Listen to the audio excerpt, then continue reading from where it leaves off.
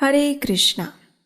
या देवी सर्वभूतेषु शक्तिरूपेण संस्थिता नमस्तस्यै नमस्तस्यै नमस्तस्यै नमो नमः।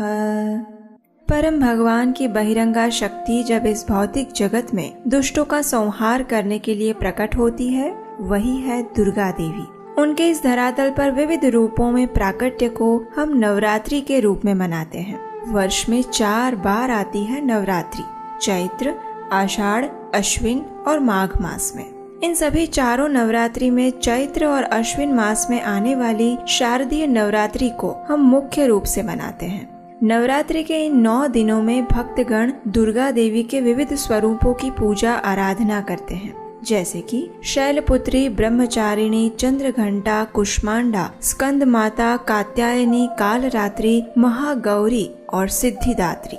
नवरात्रि के 9 दिन पूर्ण होने के बाद 10वें दिन विजयादशमी यानी दशहरा का पर्व मनाया जाता है, जिस दिन भगवान श्री रामचंद्र ने रावण का संहार किया था।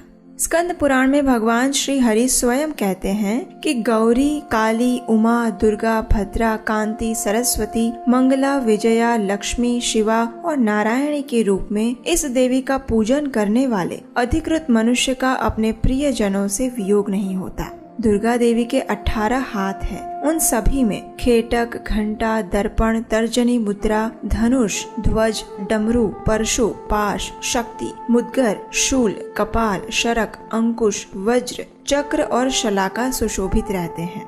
महिषासुर का वध करने वाली ये देवी सिंह पर सवार होती है।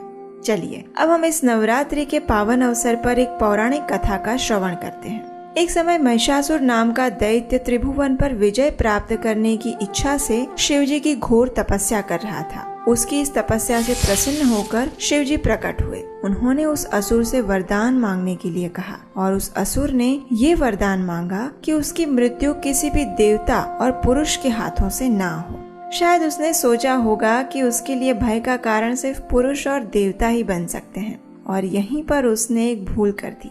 आखिर उसे जो चाहिए था वो वरदान मिल गया, और फिर वही हुआ जो होता आया है।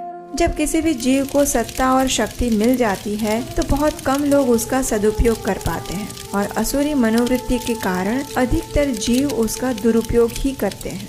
ऐसा ही कुछ किया महिषासुर ने भी। अब उसने चारों ओर अपना आतंक फैलाना शुरू कर दिया। उसके भय से देवताओं को भी अपना स्वर्ग छोड़ना पड़ा। अब महिषासुर ने स्वर्ग, पृथ्वी और पाताल तीनों लोकों पर अपना आधिपत्य स्थापित कर दिया था। उसके इस आतंक से भयभीत देवताओं ने आखिर में भगवान शिव की शरण ग्रहण की। जब भगवान शिव को महिषासुर के इन दुष्ट कर्मों के विषय में पता चला तो उन्हें बड़ा क्रोध आया। उसी समय उनके तीसरे नेत्र से एक देवी प्रकट हुई। वो अनेकों सूर्य के तेज से दैदीप्यमान थी। उनकी सुंदरता अद्वितीय थी और उनके नेत्रों में क्रोध की ज्वाला थी। वहाँ उपस्थित सभी देवताओं ने अपने अपने अस्त्र शस्त्र उस देवी को प्रदान किए, और ये देवी और कोई नहीं, साक्षात माँ दुर्गा थी। सिंह पर सवार माँ दुर्गा ने 9 दिनों तक उस असुर से युद्ध किया और अंत में उन्होंने महिषासुर का वध किया। उनके इस विजय को हम नवरात्रि के रूप में मनाते हैं। नवरात्रि का पर्व शक्ति की आराधना का पर्व है, लेकिन इस शक्ति देवी की उपासना करने से पहले ये जानना जरूरी है कि आखिर दुर्गा देवी कौन है। तो सृष्टि के रचयिता ब्रह्मा जी दुर्गा देवी के विषय में कहते हैं, सृष्टि स्थिति प्रलय साधन शक्ति रेखा छायैव यस्य भुवनानि बिभर्ति दुर्गा इच्छानुरूपमपि यस्य च चेष्टते सा गोविंदमादिपुरुषं तमहं भजामि।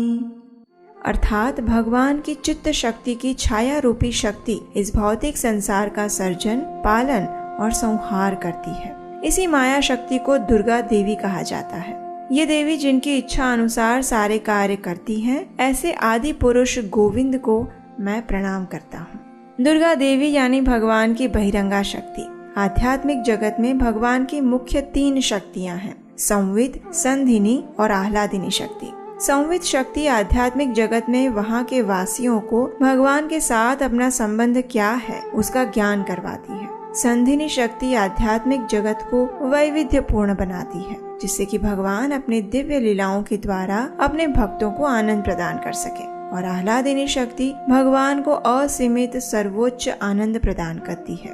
आह्लादिनी शक्ति स्वयं राधा रानी है, और जब राधा रानी की छाया भौतिक जगत में प्रवेश करती है तो उससे उत्पन्न होती है दुर्गा देवी। भगवान की आज्ञा से दुर्गा देवी इस भौतिक संसार को अपने नियंत्रण में रखती है। उनका त्रिशूल 3 प्रकार के भौतिक कष्टों को दर्शाता है, यानी आधि दैविक, आधि भौतिक और आधि आत्मिक। इस त्रिशूल के माध्यम से हमें कष्ट देकर दुर्गा देवी ये समझाना चाहती है कि ये भौतिक संसार हमारा वास्तविक स्थान नहीं है। इसलिए हमें भगवान की शरण में जाकर अपने वास्तविक घर भगवत धाम वापस जाना चाहिए। ब्रह्म वैवर्त पुराण के प्रकृति खंड में स्वयं भगवान नारायण नारद मुनि से कहते हैं, येषां माया विना माया न करोति कृपां नृप, मायया तान् निबध्नाति मोहजाले न दुर्गतान्, नश्वरे नित्य संसारे भ्रामयेत् बर्बरा सदा, कुर्वती नित्य बुद्धिं च विहाय परमेश्वरम। अर्थात हे नृप, जिनके ऊपर यह माया कृपा नहीं करती है वो उन्हें अपनी माया से सांसारिक बंधन में बांध कर रखती है और मोह जाल में फंसाकर उनकी दुर्गति कराती है। इस नश्वर एवं अनित्य संसार में उन्हें ये सदैव भ्रमण करवाती है और परमेश्वर से अलग करके संसार को नित्य समझने की बुद्धि उत्पन्न करती है।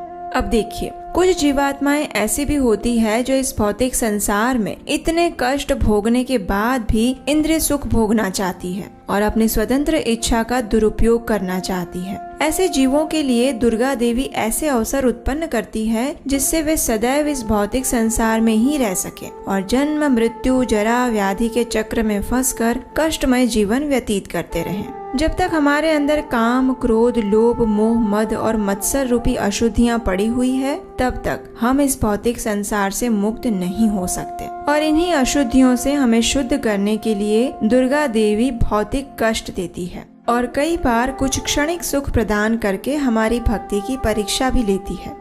जब जीवात्मा इन सभी परीक्षा में उत्तीर्ण हो जाता है और स्वयं को शुद्ध कर लेता है, तब वह अपने घर भगवत धाम वापस जाने के लिए योग्य हो जाता है और उस वक्त सबसे अधिक प्रसन्नता दुर्गा देवी को ही होती है।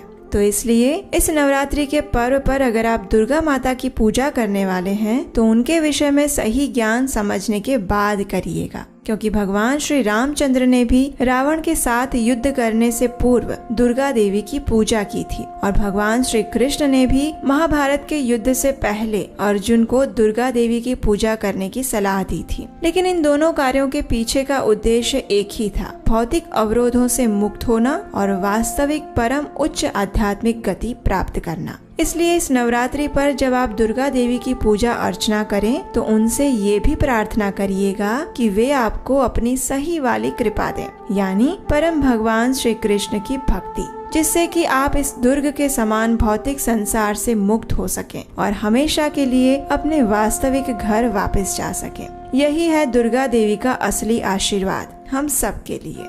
तो ये थी आज की नवरात्रि विशेष कथा। क्या आप दुर्गा देवी के विषय में ये सारी बातें जानते थे? ये हमें नीचे कमेंट बॉक्स में लिखकर जरूर बताइएगा। अगर आपको ये कथा अच्छी लगी है तो इसे आज अपने सभी मित्रों और परिवारजनों को शेयर कर दीजिए, ताकि वे भी नवरात्रि का अर्थ सही मायने में समझ सकें और दुर्गा देवी से अपने वास्तविक कल्याण के लिए प्रार्थना कर सकें। ऐसे ही ये इस नवरात्रि पर्व पर माँ दुर्गा से अपने वास्तविक कल्याण के लिए प्रार्थना करते हैं और परम भगवान श्री कृष्ण की शुद्ध प्रेमा भक्ति की याचना करते हैं।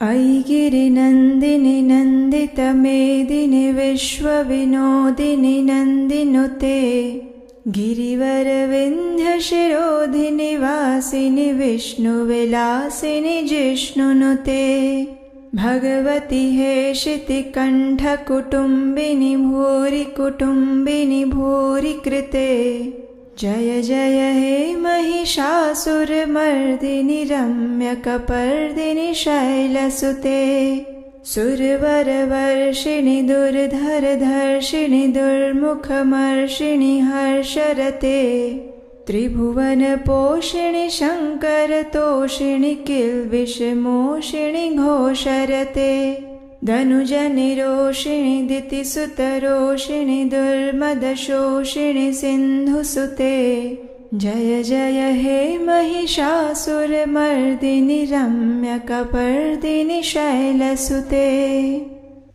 हरे कृष्ण।